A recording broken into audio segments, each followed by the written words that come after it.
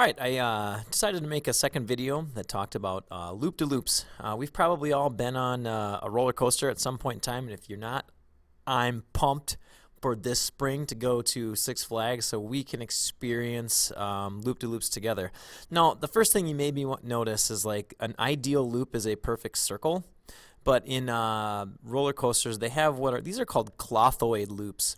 So a clothoid loop it's a different shape of loop, and I'll talk about why roller coasters are shaped this way, what's the minimum speed it takes to go around the loop-de-loop, and other interesting things about loops. I've got a bunch of videos that are really great about loop-de-loops, and we're going to watch a few of them here to start us off.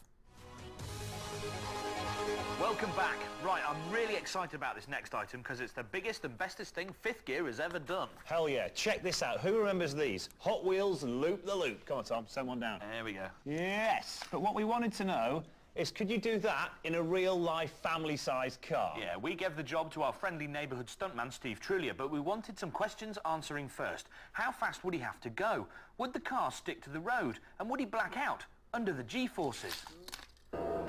Steve Trulia is the man facing this monster challenge. As Fifth Gear's head of danger, he's rolled, crashed and crashed again in numerous Fifth Gear stunts. But even by these extreme standards, nothing can prepare him for our most dangerous stunt yet. Clearly, scaling a toy up to a record-breaking 40 feet high using 5 tons of steel and a real-life motor was going to be dangerous. So we sent Steve to Cambridge University's Dr. Hugh Hunt to find out how fast he'd have to go. Now listen carefully. 2r plus a half v in squared Starting to equals cook my brain a bit now. 36 About miles per hour. 36 miles an hour. But you know what we haven't worked out though? What's that? Is what are the G-forces you're going to experience? Because you want to know whether you're going to black out or not. The total G-force you will experience as you enter this loop will be 6G. It gives me a bit more confidence because of the science, but at the end of the day, I don't know if that's going to count when I'm staring at the track with my foot in the accelerator. To lessen the chances of He's got to be able to Steve withstand blacking out at the 6 wheel, Gs. That's he pretty needed incredible. To get used to pulling 6G. The only place to do that was in this. And here we go into the loop. Oh my! Feel the G pulling. Oh, G pulling my face again. Oh.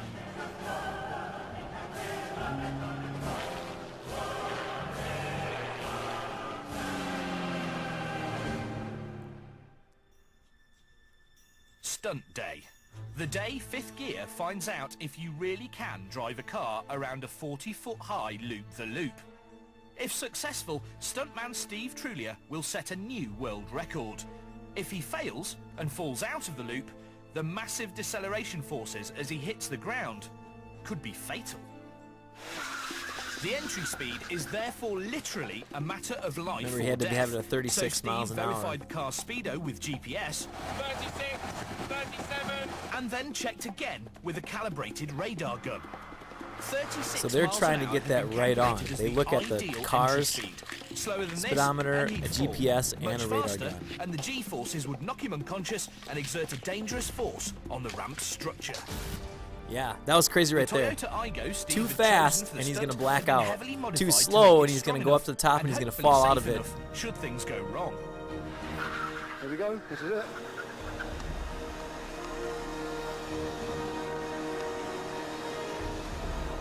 This is it. Whoa, we're going in too fast.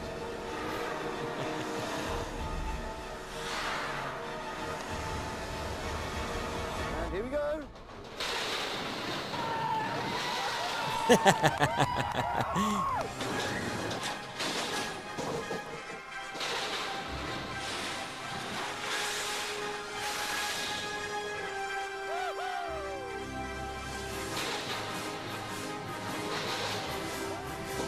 can see that camera go down right there because of the G-forces. The camera is on its mount gets pitched down because of the centripetal force when he goes around that the first time. Rock and roll!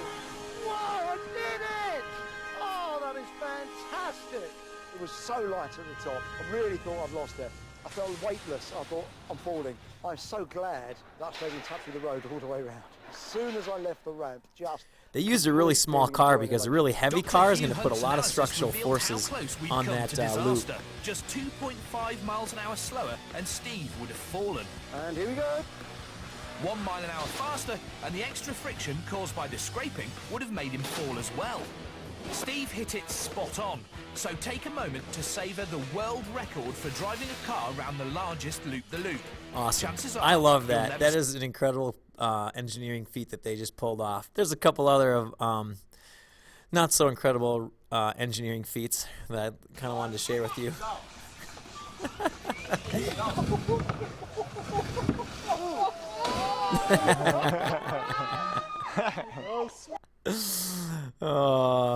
Here's another one that they did. Hot Wheels did this one out in LA. It's pretty crazy. It's like it's a double loop.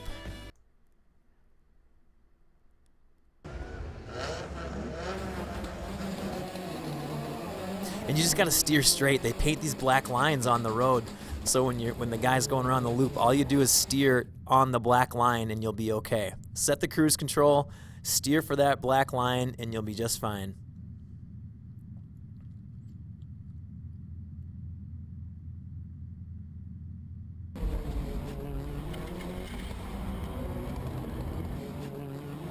Unbelievable. Yeah, steer to the black line, steer to the black line. Boom.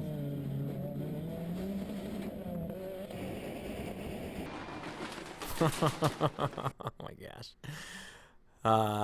Here's another one. This is great. This guy made a roller coaster in his backyard out of an old hay elevator. Yeah.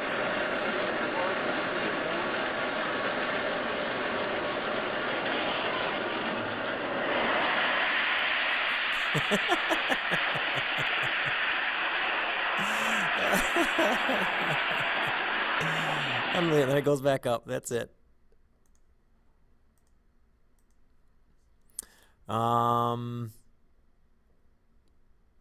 Here's one where these kids, they put a cup of water on a roller coaster as it goes around the loop to see if the cup would keep the water in it. Very cool. Slow motion. Spilled a little bit. If they'd had a nice smooth loop, I think they would have been able to do it. Oh, I've got one more for you. And I want to save it for a little bit later. But loop-to-loop, how do these work? What's the physics behind all of these? And how did that guy calculate exactly how he needed to go 36 miles an hour to do this?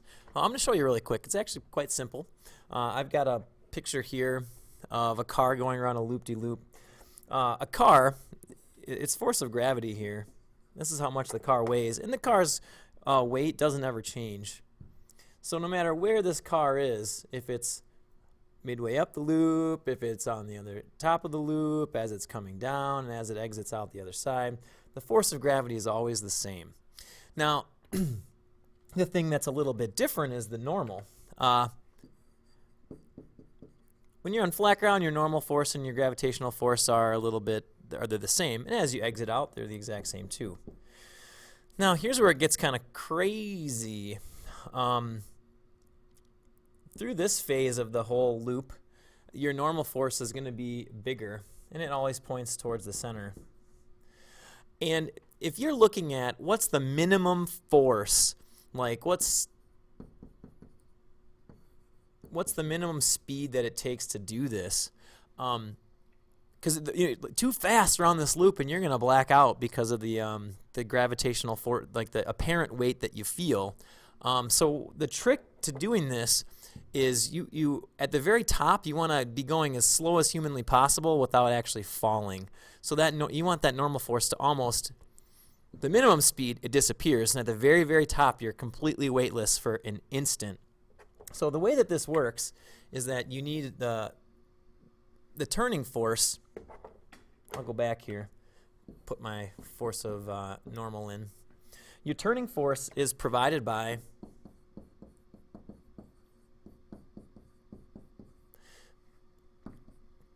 It's provided by the gravity and the normal. Because you look right here, gravity and the normal are what's turning you, and in here it actually is just the normal. So right here and right here is actually where you feel the most force on you personally. When you get to the top, you're apparently weightless, but when he was going to get that coming into and out of the loop is where you're feeling the greatest acceleration on your body. The turning force is the centripetal force, and like we said before, as you are at the top, the minimum speed you want, the normal just goes away, so it's provided by gravity. So your gravity is always mass times 9.8, and the centripetal force is mass times velocity squared over the radius. And you'll notice that you've got a mass on both sides, so it really doesn't matter how much the car weighs to do that loop. It does matter when you start talking about how much force is this ramp going to have to take. Like, how much force does the ramp have to exert on the person? Then you have to figure out how much, know the mass that's in there. But really, v squared over r equals 9.80. So if I got a problem here, this example question says, what's the minimum speed one needs to navigate a loop? Let me show you my favorite loop-de-loop video that I have in my arsenal. I absolutely love it because there's some really great physics going on here.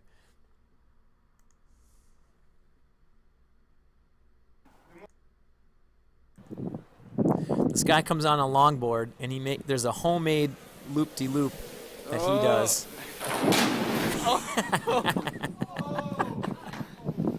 Let's watch it again. These guys make this loop-de-loop, and he thinks he's going to go around it. He comes cruising in here, and there's a lot of stuff. First of all, we'll figure out how fast you need to go to make this loop. And then how much force does it take, because the problem is he did not design this to take that force right there. We talked about the normal is what's turning you, and that he designed that just awfully. So I made a problem around this exact video right here. It says, what's the minimum speed you need to navigate a loop that's roughly 7 feet tall? And how much force does it take to do that to a 175-pound person? So we'll actually do that. To figure out what speed, go back to that last v squared over r equals 9.80. Going back to that last slide that I did there. How fast? The radius of this thing, 2.2 meters, that's the diameter, so 1.1. So I can easily solve this for the velocity. I mean, when this guy went to that Dr. Hunt to figure out like what speed, I mean, this is like child's play to a guy that's got his PhD in physics to figure out what speed you have to do to go around the corner. And it makes a little bit of sense too, because if you're the bigger the loop, the faster you're going to have to go. So I take 9.8 times 1.1, and then I take the square root of it,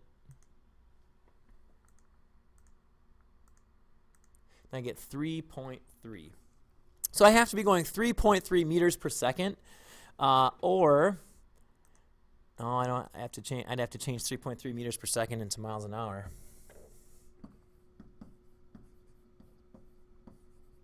Let's see if I can do that real quick on Google.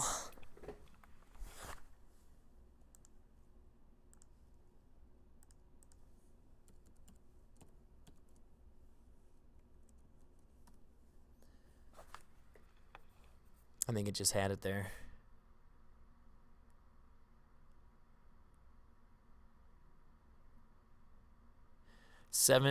You only have to go 7.4 miles an hour. So it's really, really slow.